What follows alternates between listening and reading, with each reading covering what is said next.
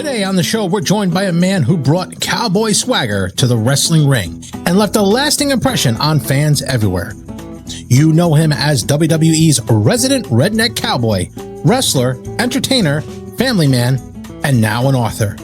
Saddle up, because Straight Outta Jersey brings you Jimmy Wang Yang.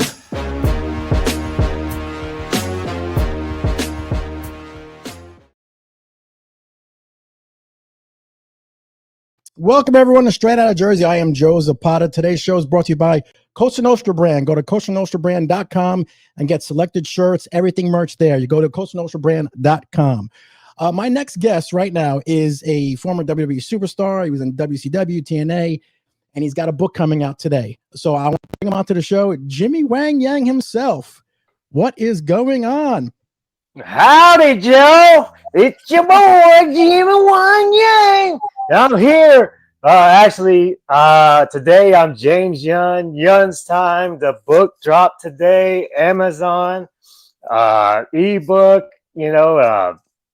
audio books on Spotify, Apple, the paperbacks on JazzyYang.com. So, you can tell I'm kind of excited for today. Today's kind of a crazy day.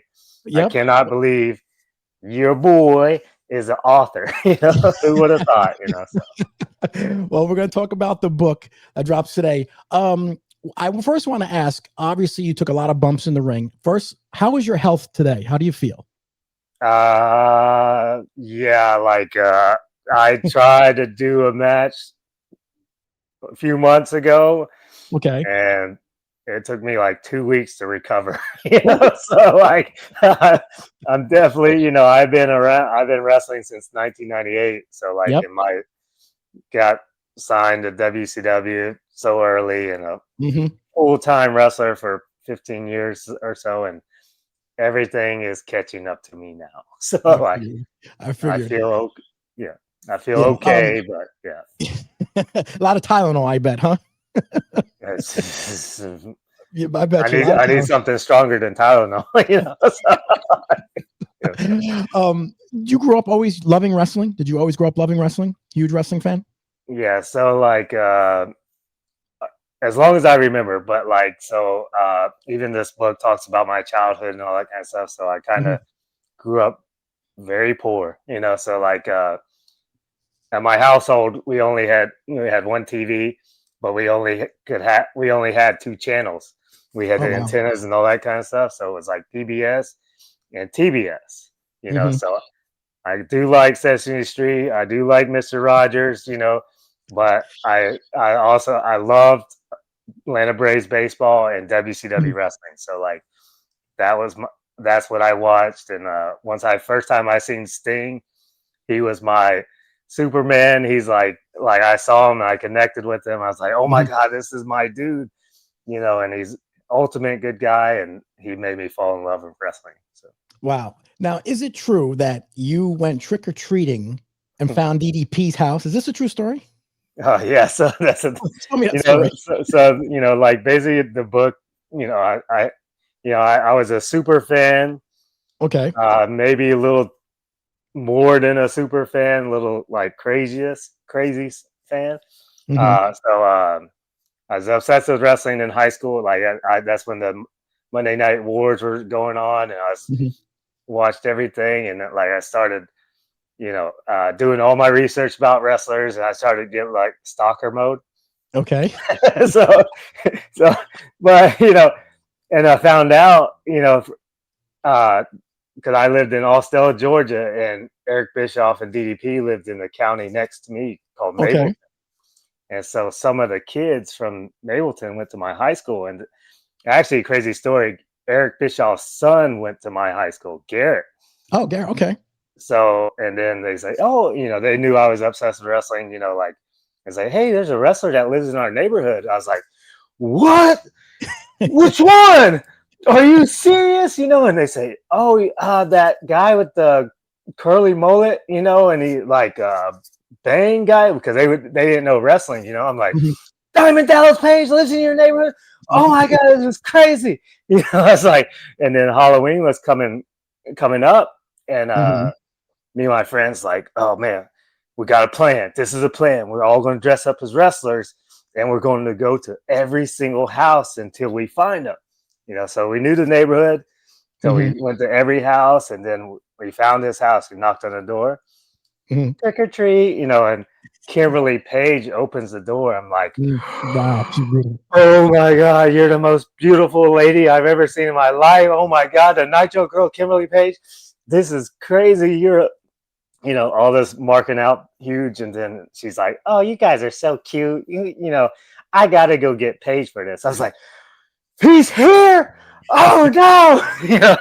And he was so cool. He came to the door. He saw all of us, and he's like, bang! When we're like marking out, like, oh my God, this is awesome. And he's like, hey, come in the house. Let's take some pictures. And I was like, oh my God, we're in DDP's living room. We're taking pictures and all this kind of stuff. And then when we're leaving, Eric Bischoff drives by. He says, NWO rules, DDP sucks. And we're like, oh my God, it's Eric Bischoff. Let's go. Go to his house because they're 2 houses down. Well, I forgot my book bag. So I said, oh, I'll be there in a minute. I got to go get my book bag. So I went up there, knocked on Paige's door. Say, hey, Paige, I forgot my book bag. And said, okay, yeah, go get it.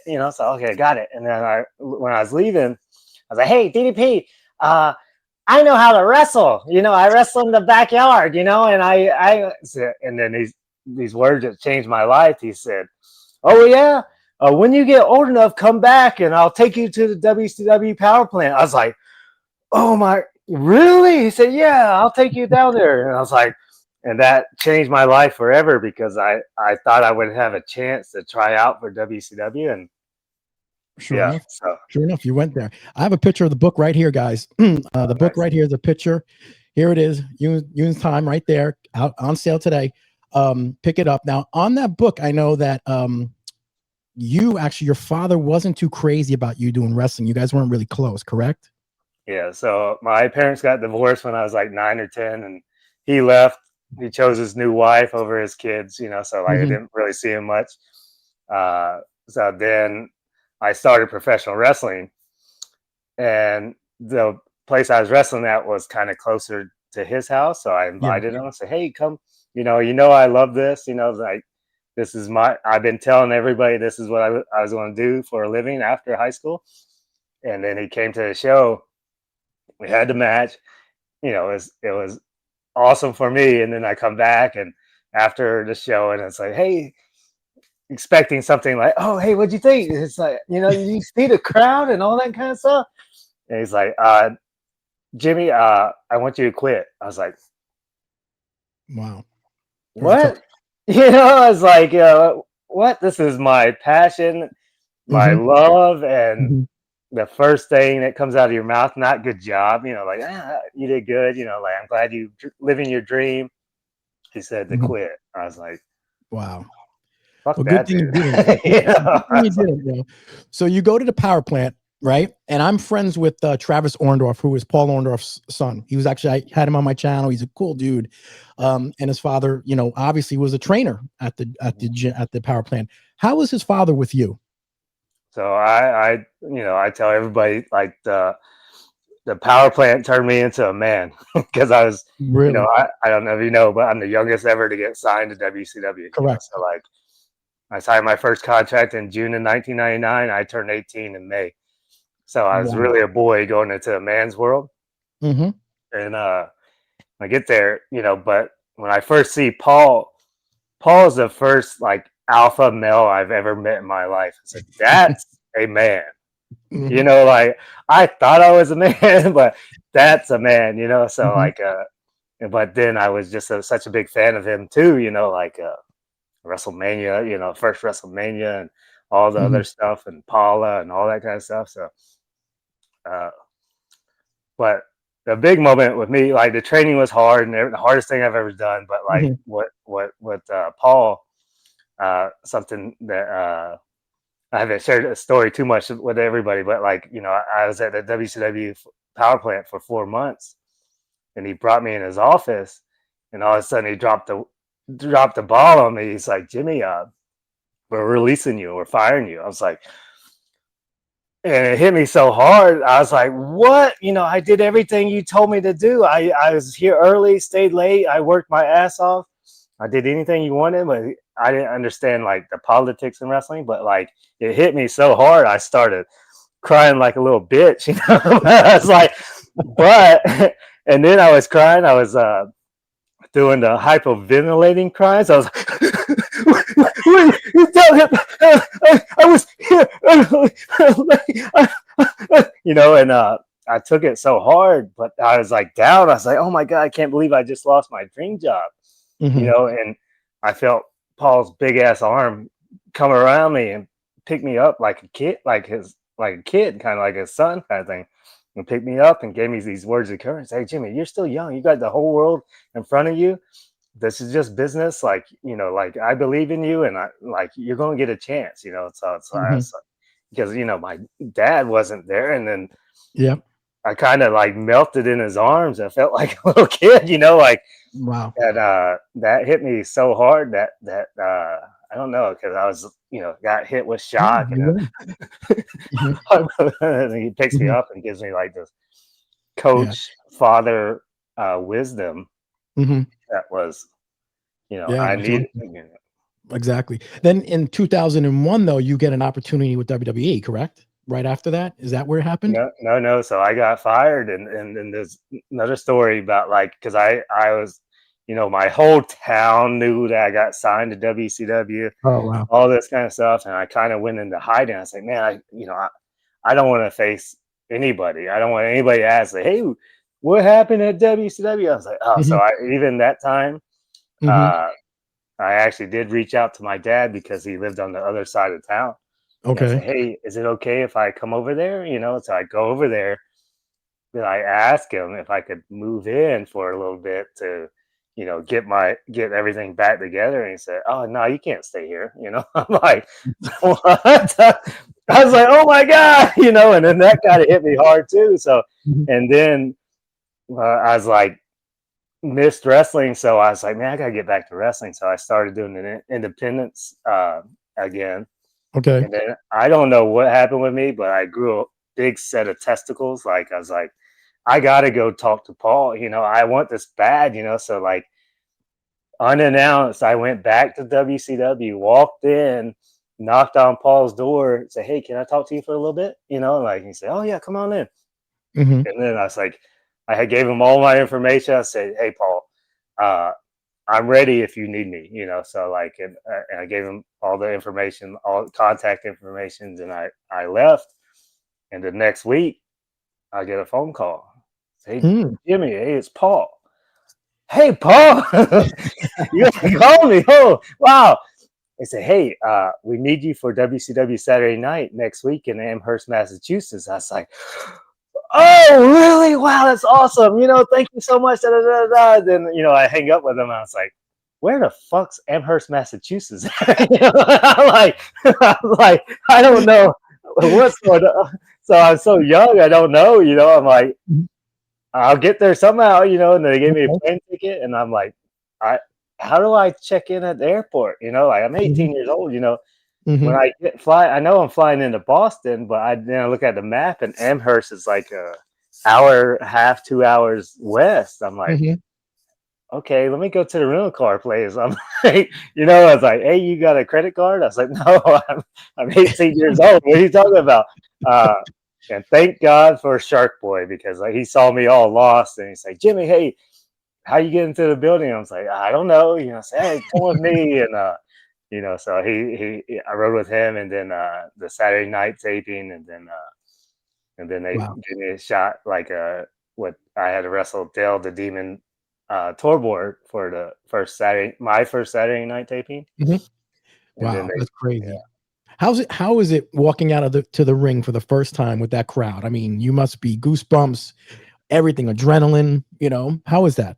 It's so crazy with me. So like before, I'm a wreck, right? Like I remember just even was such a mark walking in the building. And I'm like, oh my God, there's El Dandy. You know, there's Piano 4 and 5. There's Scott and Steve Armstrong, and all these Saturday night guys that I grew up watching. I was like, oh my God, I cannot believe I'm here. Just a year before I was dressing up as these dudes and stalking these guys, so now I'm here. I'm like, oh my God. And then the thing, I look at the board and it says the Demon. I was like, oh yes, because I know Dale. We trained together. We was at the Power Center. So it's like the first match with somebody So I'm excited about that. And then I'm just getting so nervous. And I remember, I'm not a religious guy, so I remember praying right before the match, and then I walk through the curtain and all the nerves go away. Like everything goes away and I'm just in the moment. So it's kind of, I don't know how that works, but once I walked through, and then everything was calm. Yeah. We recently lost Hulk Hogan. And I think one of your first matches is like the first time you met Hogan, I think. Is that one of your debuts? You were told? Well, I'm not sure. Yeah. Which one? My first pay-per-view was Bash at the Beach, Correct. And that's when you met Hogan first, real briefly? Yeah. How was Hulk Hogan? So just go like that Bash at the Beach, whatever year it was, when Jeff Jarrett and they're kind of working, but also trying to work the boys and all this chaos. I'm an 18-year-old kid, and in at Bash at the Beach, I'm like, doing the thing with Ernest Miller and beating them up and all that kind of stuff.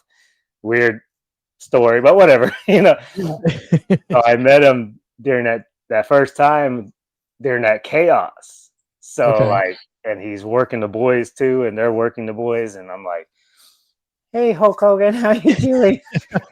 Jimmy. He's like, and I just remember him being so massive, and his like dome is like huge. I'm like, golly, you're big. I'm like, but that was like the interaction. Then what happened after that pay-per-view. He sued them, they sued him, so I didn't see him for a while. Yeah. Actually, I didn't see him until I was in WWE. Yeah. When you're so young, you were 18 years old in there. Did you get ribbed a lot because you're a boy among men? That's what you would think, right? So like, I think I hit it like nobody knew I was so young, but I just wanted to be liked by all these guys, So like, I just, hey, I remember going to the bar and Kurt Hennig, so it's like, hey, rookie, get over here, it's like, okay, here's Jack Daniels, like, oh, Jack Daniels, like, cool, whatever, like, whatever you guys want. So this is the deal, you got, we're all going to gargle it before you swallow it, so I'm like, okay, cool.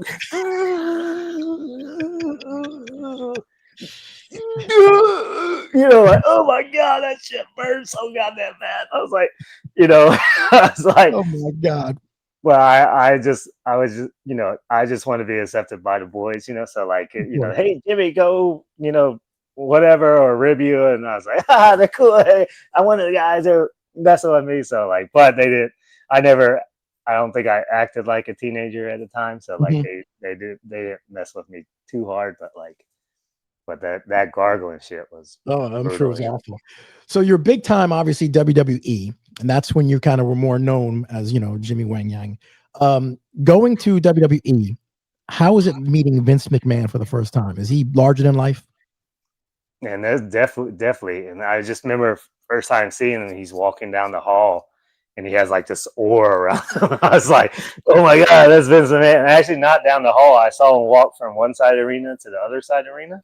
Okay. And like, I just see him, how he interacted with everybody. Everybody came up to him and, like he's Vince McMahon, and then I'm seeing him and I just like the wrestling thing. I see him, I'm getting nervous and all this kind of stuff. I'm like, oh crap, here comes the man, here comes the boss, and then once he shakes my hand, all that nerves go away. I'm like, hey Vince, how you doing? Jimmy, like, and he's like, I don't know how he used to calm me down so much where I felt like I could tell him anything, kind of thing. Like, I'm like, wow, just like seeing him, I'm getting nervous. And then like, hey Jimmy, how you doing?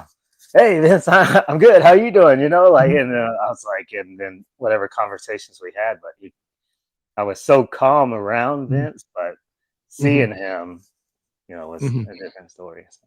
How did he come? Who came up with the Asian redneck gimmick? I mean, how did that come about?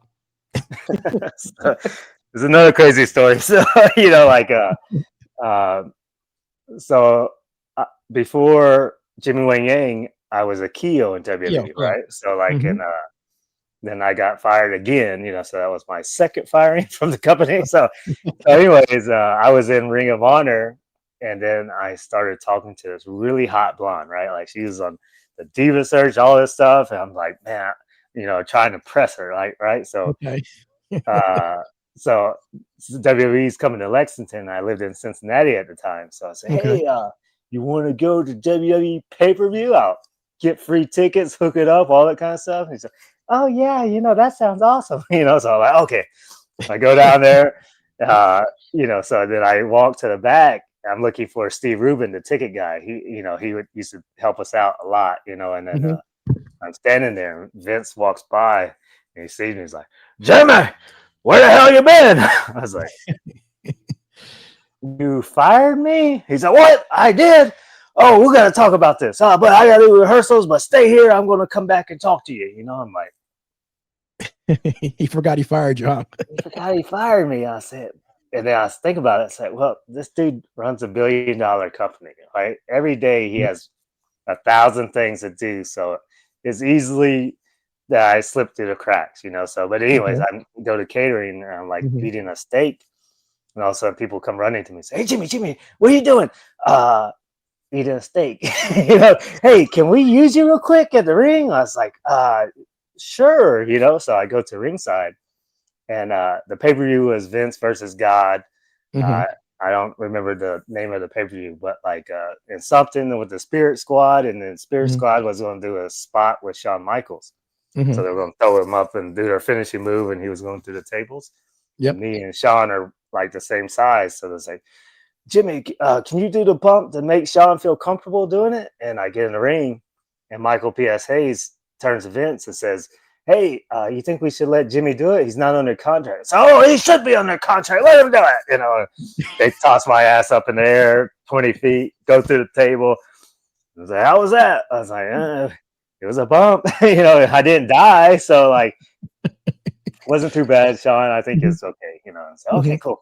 Okay, we'll talk to you in a minute. So go back to catering, so like go back to catering, and then like I said, I gotta get those tickets, got the tickets, and about to go meet the girl, Girl, yeah. and then they say, hey, Jimmy, you mind coming to Raw tomorrow in Columbus? So I said, you know what I had planned tonight? Like I have this plan tonight, but like I need to be a responsible adult. Mm-hmm. So like, yeah, I'll come to Raw tomorrow. So I go to Raw, I walk in, and then they put me in a match with Charlie Haas on Sunday Night Heat. Go out there, we kill it, and then I'm like really in a good mood because like I got tickets to the girl. Now she saw me perform. It's So it's locked. You're gonna get locked, baby. It is locked, And then I get done, and then they say, get done, and they say, hey, can you come to SmackDown tomorrow in Cincinnati? I'm like,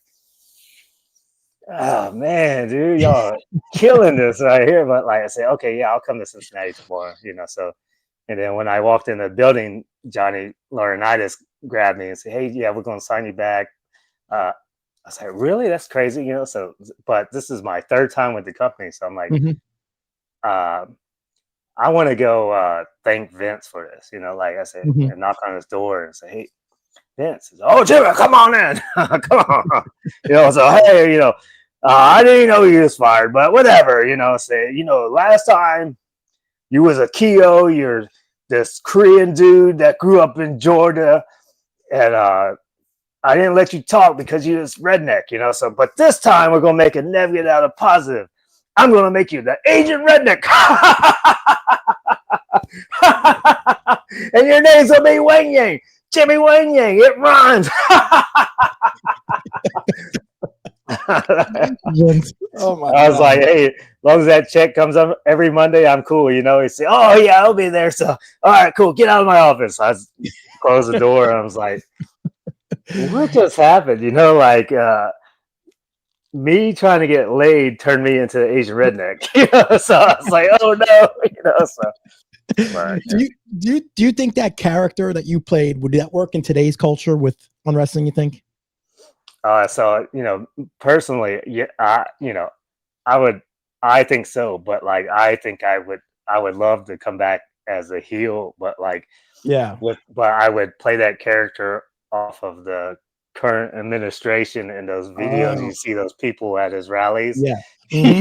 so I think it would be pretty Hmm. funny, but like, Yeah. it's like, but like that, like, I think I would, but I don't know how far I would push it, because I, I Yeah. really kind of, I don't want Hmm. to get political on here, but I just Yeah. dislike that side. And but Yeah. every time I'm on TikTok or Instagram, I'm going through these reels and I see these guys getting interviewed. I'm like, man, that'd be great, 2028, whatever, So I think it would get.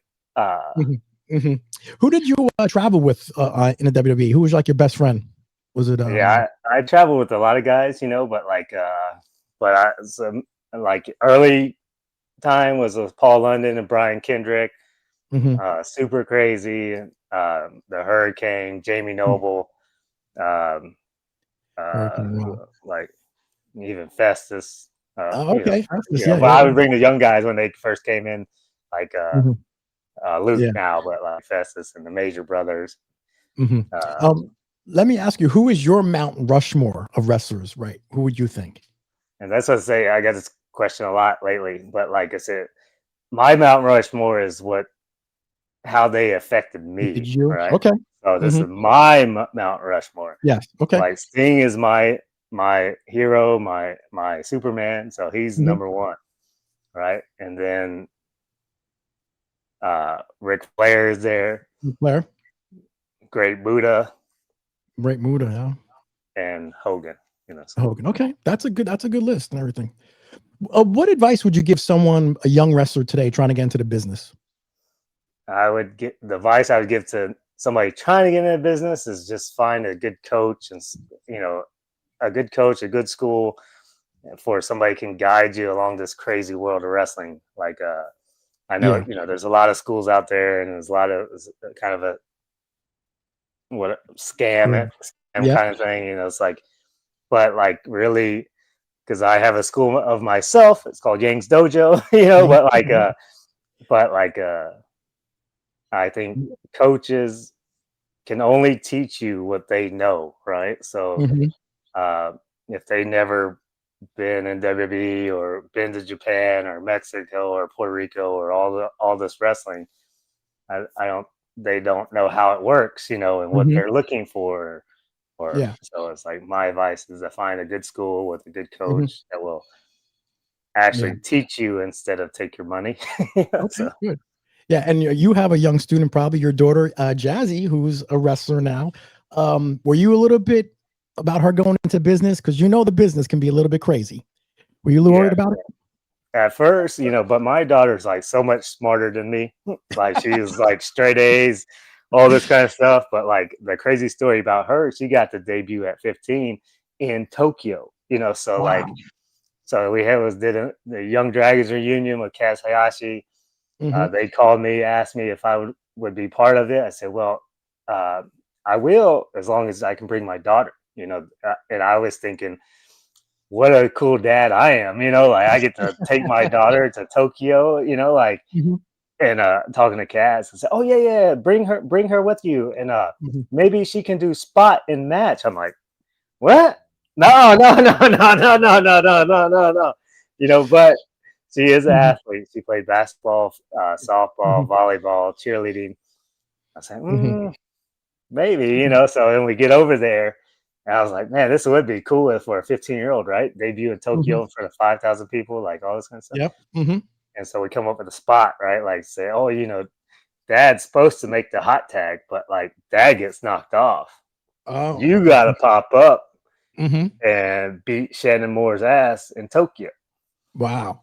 So Mm. she's like, she, we went over the spot and like, yeah, she felt comfortable doing it. I was like, okay, let's Mhm. do it. Let's see what happens, and timing comes, and I get pipped off and I'm like so nervous and dad kind of thing. I Okay. pop up a day, watching like, oh no, what's about to happen? Let's see, and then she goes in there and fucking whoops Shannon Moore's ass. Like it's like blogger, bam, bam. I was like, ah, baby girl, you know, like get him.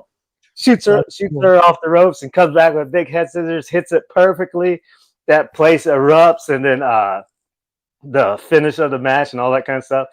And then I'm like, oh my God, that was so awesome, you know, like, because I'm used to watching her play sports, but seeing her do what I do was like a different feeling as I felt everything, you know. So afterwards, and you know, the hotel was close by, so we walked to the hotel. But in Japan, they have a lot of paparazzi and magazine people. So they're all lined up in the lobby, you know. So I'm like, yo, yeah, this is my big return to Japan, you know, the Young Dragons. And they all pass me and go straight to her, and she starts signing autographs, doing interviews. I was like, oh my God. And then we got back to the hotel room, and that's when she dropped the bomb on me. She said, hey, Dad, this is what I want to do. You know, that was awesome. You know, I'm like, and the first reactions, like, you know, just like you asked me, Joe, like everybody's like, oh, this business is crazy. All this happens, you know. And I was thinking about it, you know, and I was like, you know, it is crazy, but this stuff that we do here also happens at McDonald's and or Chick-fil-A or any other profession where things happen. But with professional wrestling, you get to see the world. Like I wouldn't have left Georgia if it wasn't for professional wrestling. Professional wrestling put my ass on a video game. Like, it's like, how cool is that? Like, in the action figures and all that Action kind of figure, stuff. yeah. That's pretty And cool. I've been to all 50 states, Japan 50 times, Canada, Mexico, all over Europe. I was like, why would I not want that for my daughter? You know, so like, that's and cool. I was, you know, but I was like, yeah, go for it, you know, like, but really, I just want you to be happy. So that's all that matters to me. So like, if you want to do professional wrestling and do this, that's cool, as long as you're happy. If you want to work at 9 to 5 or anything like a warehouse or Chick-fil-A or anything like that, if you're happy, I'm fine with it, you know. So and she seems like she has a good head on her shoulders, because I've interviewed a lot of wrestlers, and some of them have a little bit of an ego and have this thing about them that, hey, this is who I am. But your daughter, on interviews I've seen with her, with Steve Fall and stuff, she's just so down to earth and just so cool, you know. And I guess she gets that from you, because you know, always cool, you know. So that's really great that she's doing that and doing your dreams.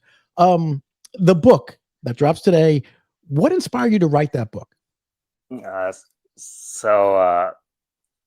know, people have been telling me to write a book for, you know, like the longest time, right? And I'm like, I don't know about that. I'm like, you know, like, but the same, and they would convince me. It's like, bro, your story is like really cool. Like, it's like, it's, you know, like you grew up in poverty.